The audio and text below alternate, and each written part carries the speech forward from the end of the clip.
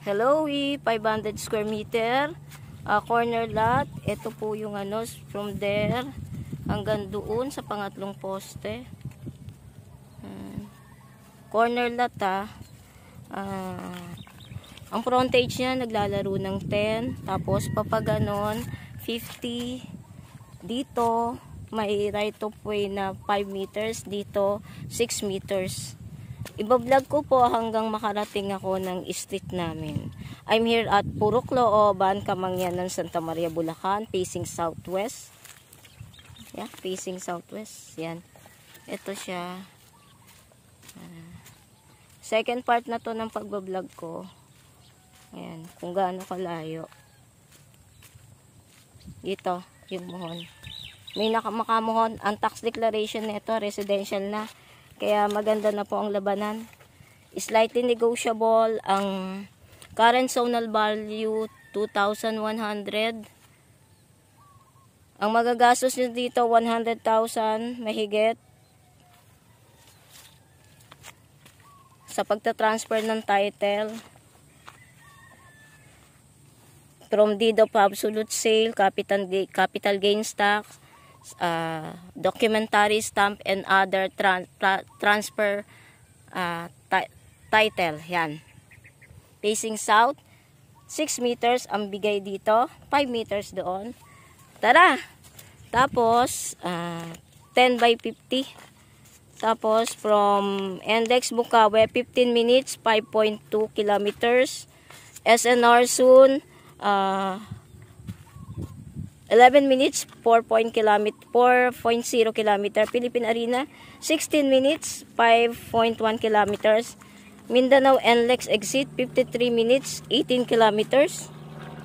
Yan. Ayan po yung Marilao na po yun eh. Tapos Marilao exit, 13 minutes, 3.6 kilometers. Marami pong daan palabas ng Metro Manila. Mahabang Parang, Bukawe exit, Philippine Arena. Ang galing, tara. Lakarin po natin. Nalakad ko na yan kanina. Ayan po yung property ha. Gandun. Tara. Hanggang doon sa amin. Kung ilang minuto. Yan na. 2 minutes na tumatakbo. Purok Looban. Apitong Street. Then, pasukin nyo yung Purok Looban. Straight ahead. Pangatlong poste sa kung galing papasok. Pangatlong poste sa kaliwa. Ayun na po yung property. Maganda. Facing southwest. Ha? Lakad-lakad po tayo. Kamangyanan po ito ha. Hindi po ito binabaha.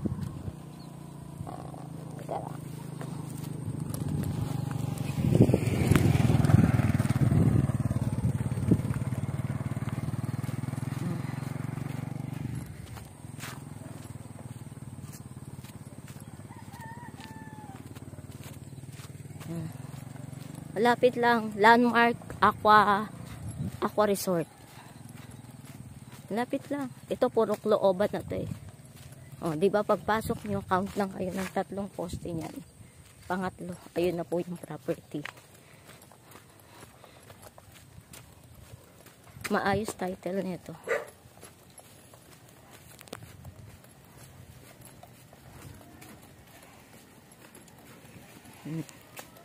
Madaling makita.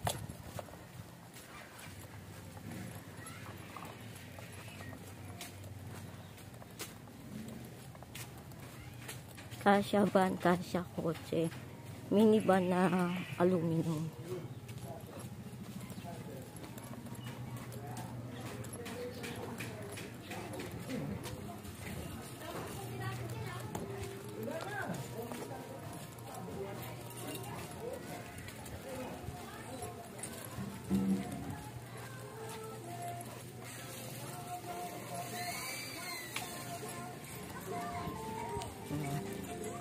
Tapos kakaanan po tayo.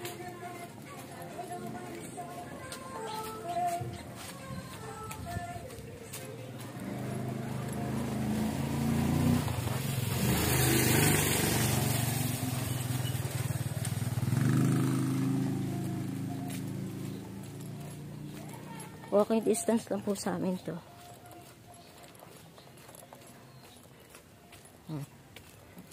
Paglabas natin, Kamangyanan Road na po.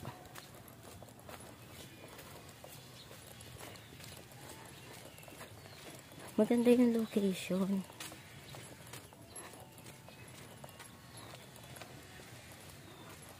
Slightly negotiable ang presyo.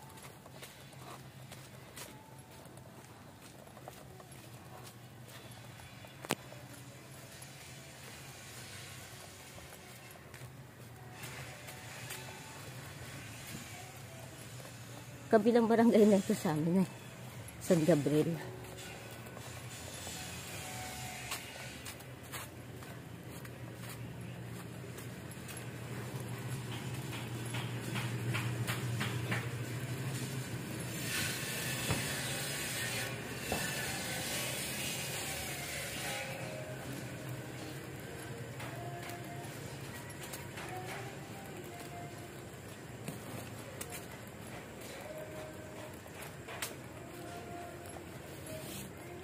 Yan, ito Nara Street, ito Apitong Street. Yan po. Pa-Aqua Vista po yan. Yan, ito po pinakalaman. Yan, Nara, Apitong Street, ahead ng Apitong. Puro turn left. Tapos puro Clooban. Yun na yung property. Ito po binabagtas natin Kamangyan. Ito Apitong Street. Ito yung pinakamalapit sa Philippine Arena. Kung gusto mo umiwas papasok papasok ng Santa Maria or palabas ng Santa Maria, maraming way po kung gusto niyo umiwas sa traffic. Philippine Arena ang daan, bypass, and then Marilao exit. Mahabang parang dito po yun sa left side ko. Ito po yung Apitong Street.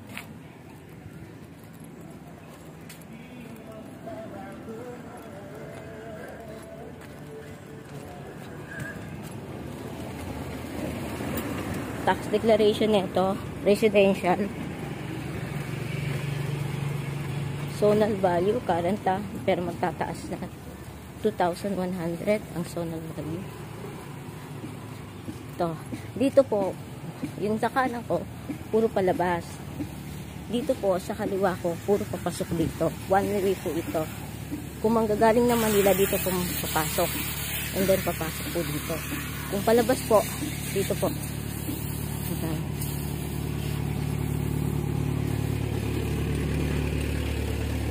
Sa amin, by driving, 9 minutes lang po ito. Aray. Yan.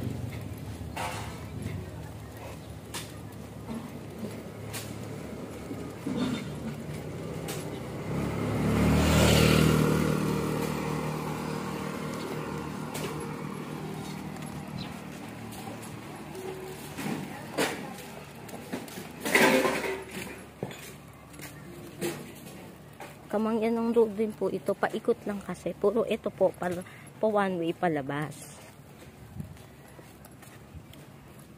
Yun yung tinutumbok na motor na yun. Kamangyan Road na po yun. Tapos sa kabila, San Gabriel. Which is Tagaron ako.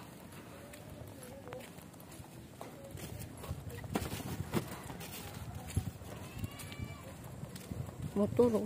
Pero sa totoo lang bawal sa sakyan dito. Palabas lang to inaalat. Mahangin dito, mataas, flood free. Kasi mataas ang Kamangyanan eh.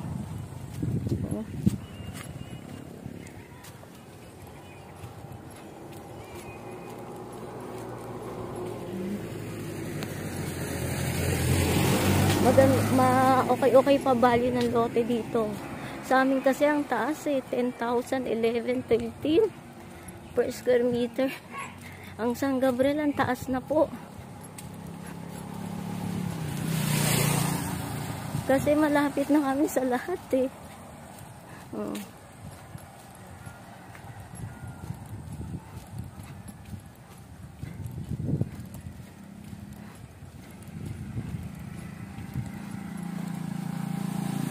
Part 2 po ito ng ng 500 square meter ng puro Clooban, corner lot, Kamangyanan, Santa Maria, Bulacan.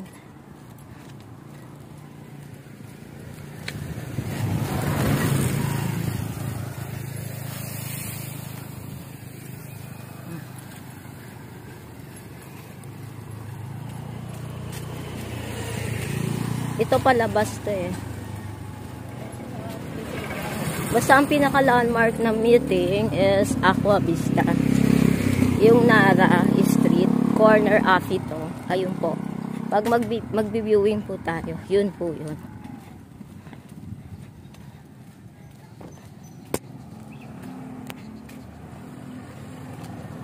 Yan, Kamangyanan Road na po yan.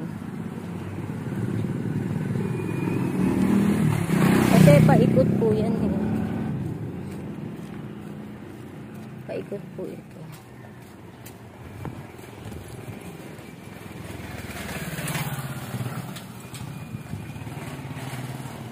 Ang dami na nagpapatayuan.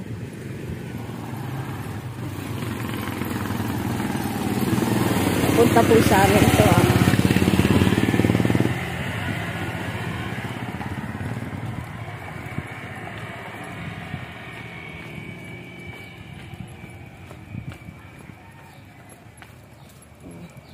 wala pong traffic dito. Pabayan, one ride tricycle. Going bayan, going sakay ng jeep sa ilalim ng tulay. Pagsasakay naman po ng Pamanila, may jeep rin po pa monumento doon sa ilalim ng tulay, one ride tricycle. Tapos kung mag-LRT naman kayo, Fifth Avenue Station, sa Walter Mart po, one ride tricycle rin po. Bus, P2P going SM Trinoma, bus na MCU andun po sa bypass ng Santa Clara in front of Walter Mart Santa Maria.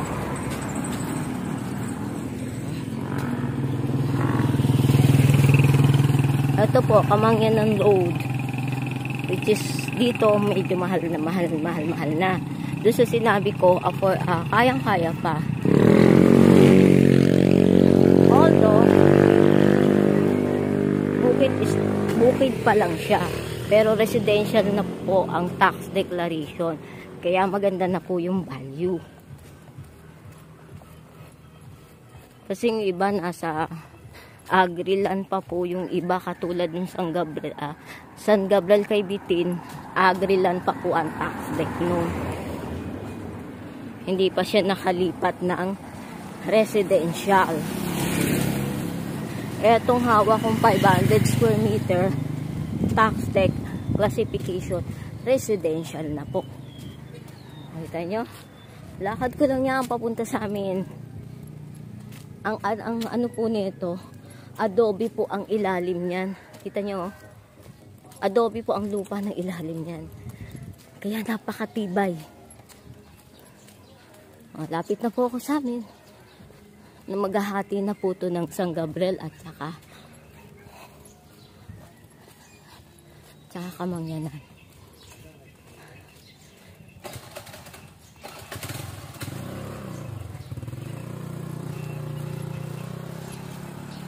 Ang ganda siya.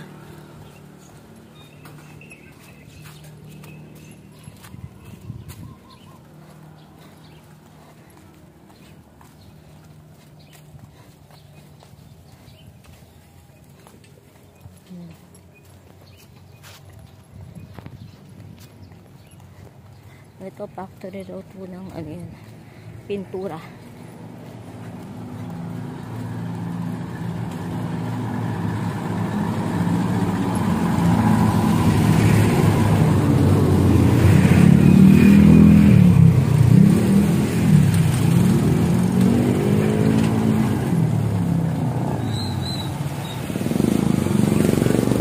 Magda Prime Chemical Technologies.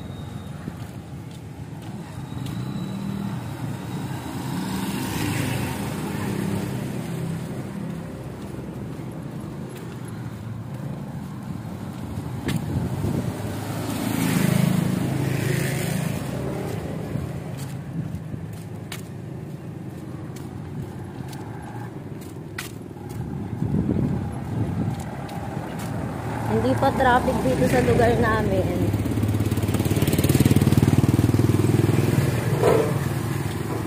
Hindi nagkaka-traffic. Kahit marami na pong na-develop.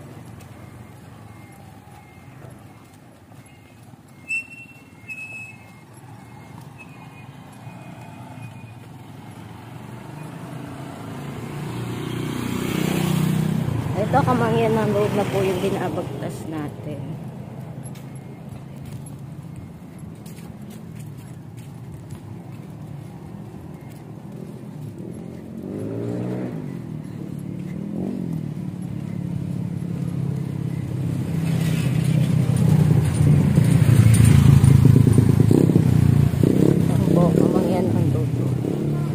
I'm sorry.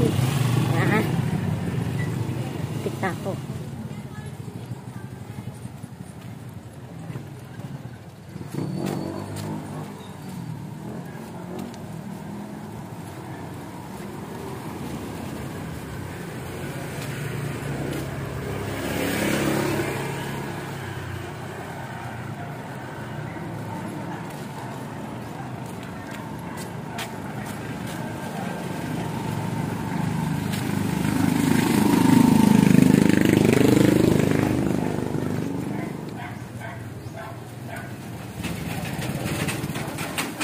O di kaya kung magpapa-viewing po, abangan na lang po tayo sa street namin. Sa E-Cruise kay Bitin. Ayan.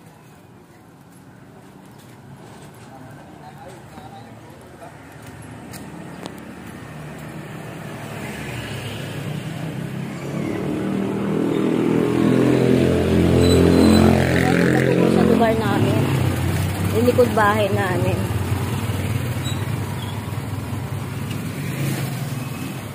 Ayan na po, mag-e-end na po tayo ng Kamangyanan. San Gabriel na po.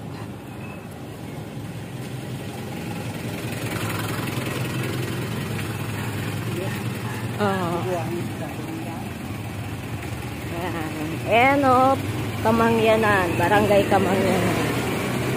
Kasi we are entering San Gabriel.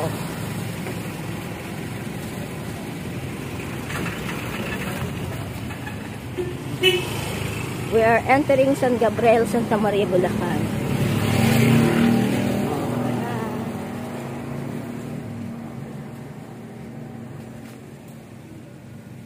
Kamangyanan. And then I'm walking here at Kaybitin Road.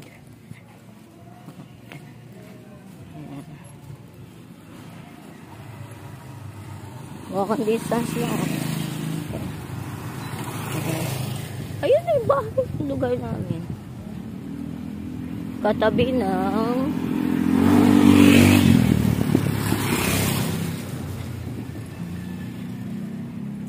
Cadarios Resto Bar. Ito, mga magaganda yun sa Kaybitin. Ang Kaybitin po, 10,000, 12, 11, 15. Ang mga presyuhan. Nakakaloka na.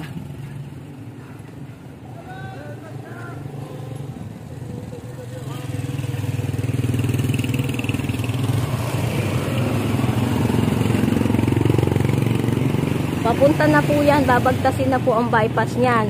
Labas po ng Kaybitin Road. Kaliwa, bypass, bypass, Bagbagin, San Gabriel. Ito po. Tensyo Bar Grill. Ito po ang Kaybitin. Ito po ang E-Cruise, which is dito ako nakatira. Bye from now.